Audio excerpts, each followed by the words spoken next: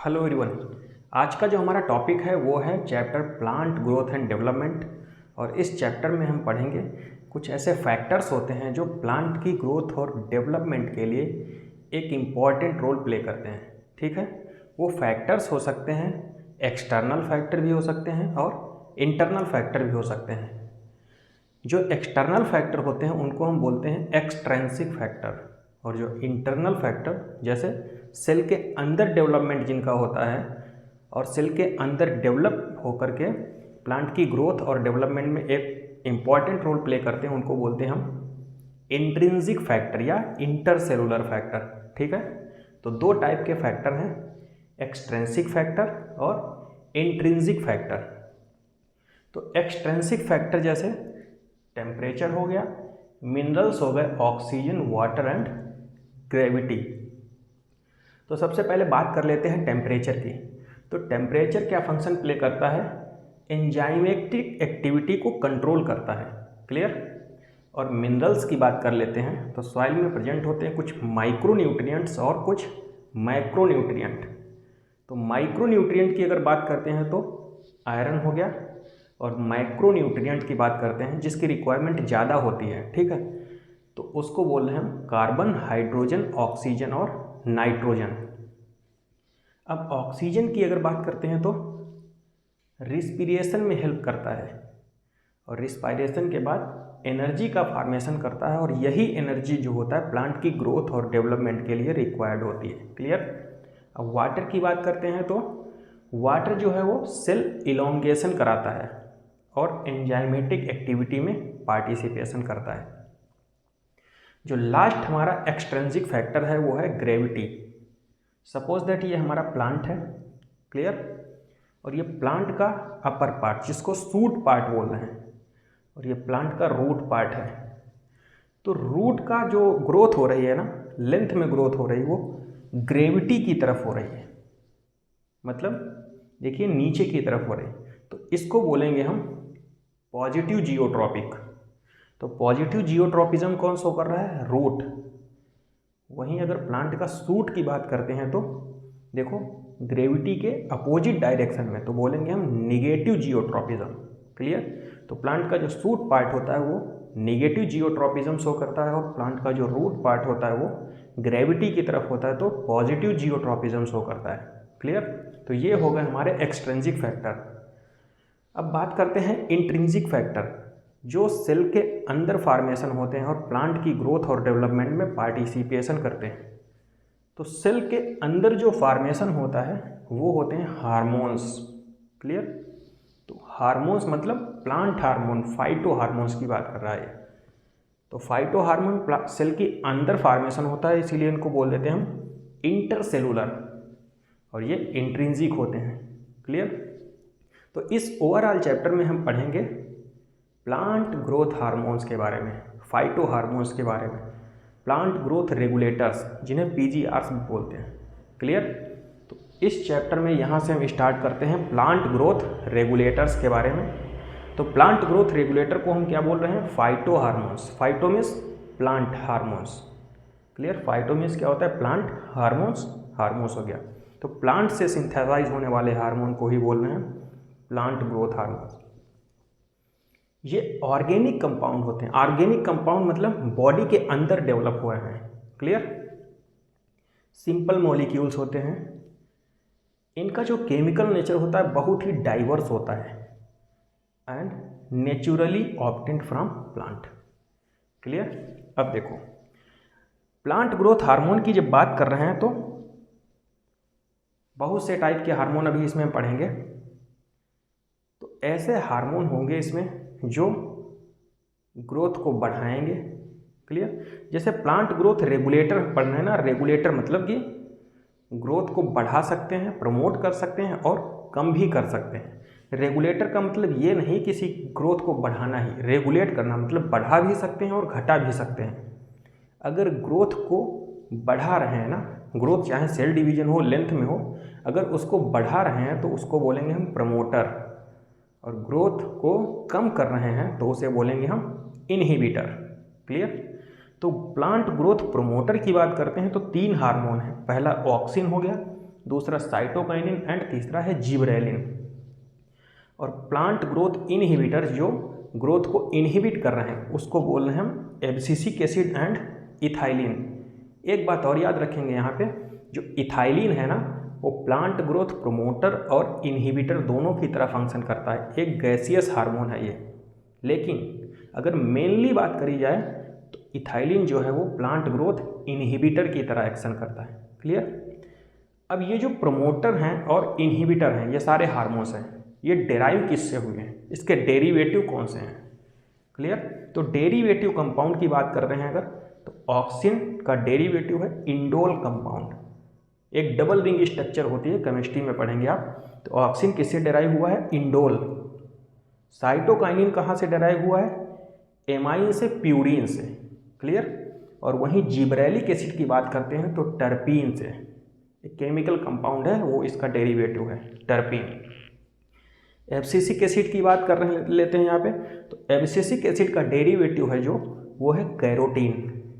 और इथाइलिन जो होता है वो हमारा गैसियस फाइटोहार्मोन्स है।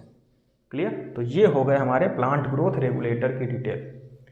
अब सबसे पहले हम बात करेंगे ऑक्सिन की, एक एक करके फाइटोहार्मोन की डिटेल स्टडी हम करेंगे। तो सबसे पहले बात करेंगे हम ऑक्सिन की। ऑक्सिन जो है वो एक सिंगल हार्मोन नहीं है, नॉट ए सिंगल कंपाउंड, ये ग्रुप है कंपाउंड्स का। क्लियर। तो not a single compound, group of compound, और जिसका रोल क्या होता है, सिमिलर होता है ग्रोथ के। क्लियर। तो ये ग्रुप ऑफ कंपाउंड है। दूसरी बात कर लेते हैं इसकी डिस्कवरी किसने की थी।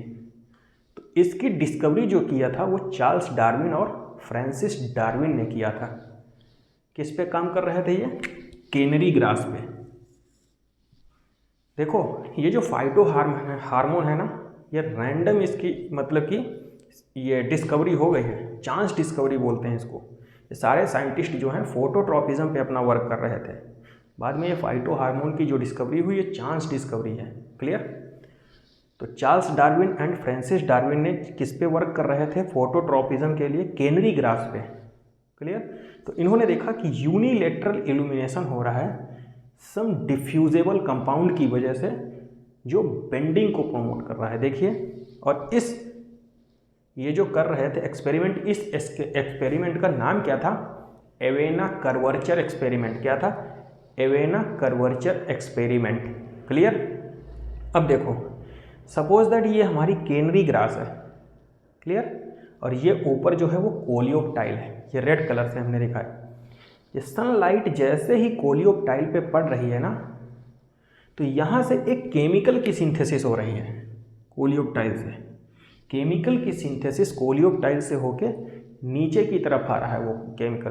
देखो, और जहाँ पे केमिकल डिपॉजिट हो गया ना, सपोज दैट यहाँ पे आके डिपॉजिट हो गया, तो वहीं से ये बेंड कर रहा है। सपोज दैट ये हमारा एक क्या है, कैनरी ग्रास। ठीक है, ये इसका कोलियोप्टाइल है, इस पे सनलाइट पड़ रही है। क्लियर। तो जहाँ पे ये वॉच है, यहाँ पे केमिकल जो है यहाँ सिंथेसाइज होकर डिपॉजिट हुआ। तो केमिकल के डिपॉजिट होने की वजह से जिधर सनलाइट पड़ रही उधर ये बेंड कर जा रहा है।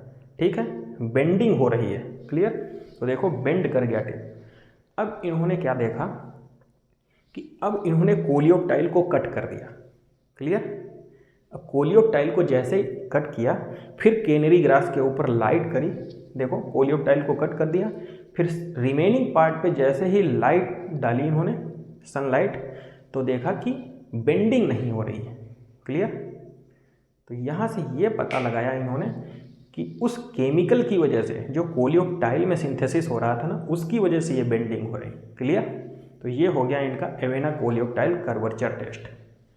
अब उसके बाद दूसरे साइंटिस्ट आए F.W. वेंट। F.W. वेंट ने क्या किया, अब इन्होंने क्या यूज किया था, ओट कोलियोप्टाइल। जैसे इन्होंने ये ओट का प्लांट लिया। क्लियर। अब जैसे ही यहाँ से सनलाइट पड़ी कोलियोप्टाइल के ऊपर, इन्होंने क्या किया, यहाँ पे जहाँ पे सिंथेसिस हुआ था ना ये केमिकल, वहाँ पे प्लेट लगा दी, एगार प्लेट।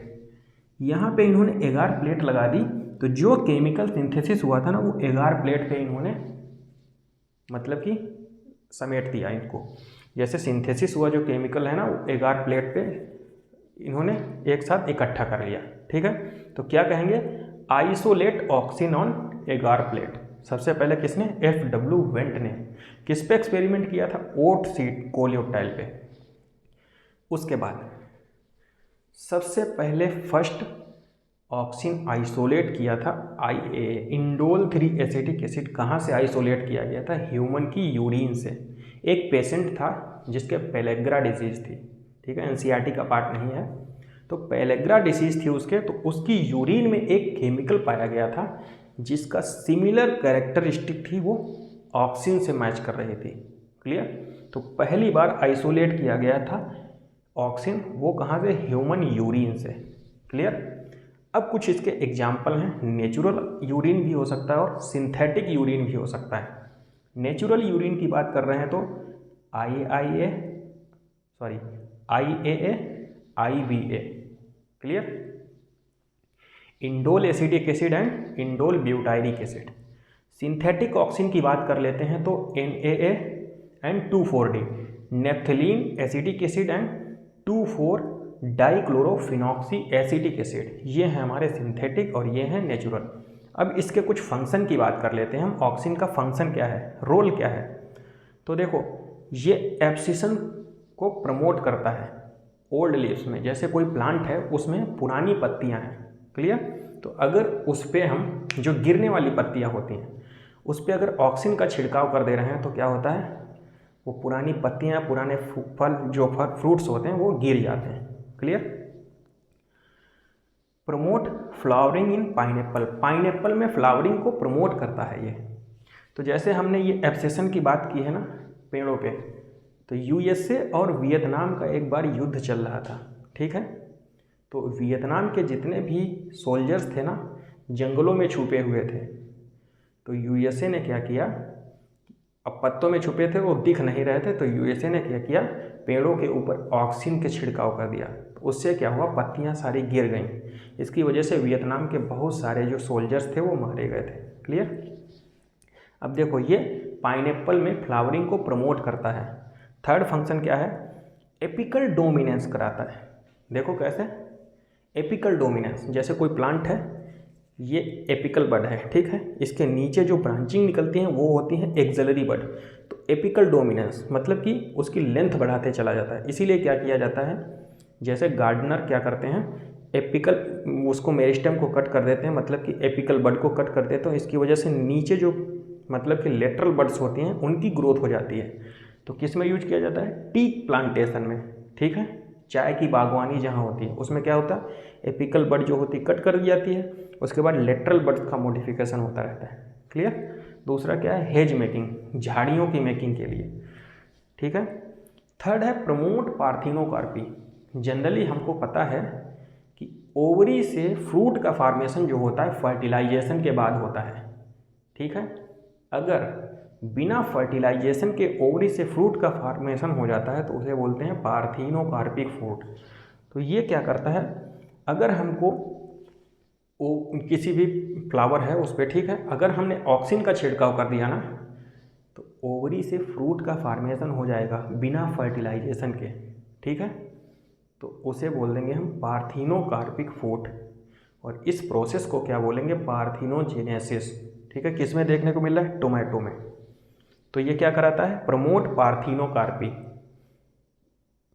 अब इसका फंक्शन क्या होता है? किल डाइकोट वीडीसाइड, डाइकोट वीडीसाइड को मारता है। क्लियर? मोनोकाट पे इसका कोई असर नहीं होता है। Cell division and xylem differentiation, तो ये इसके ओवरऑल फंक्शन हो गए। और हमने ऑक्सिन जो है फाइटोहार्मोन उसको कंप्लीट कर लिया है। क्लियर? नेक्स्ट फाइटोहार्मोन जो है वो नेक्स्ट लेक्चर में कंप्लीट करेंगे।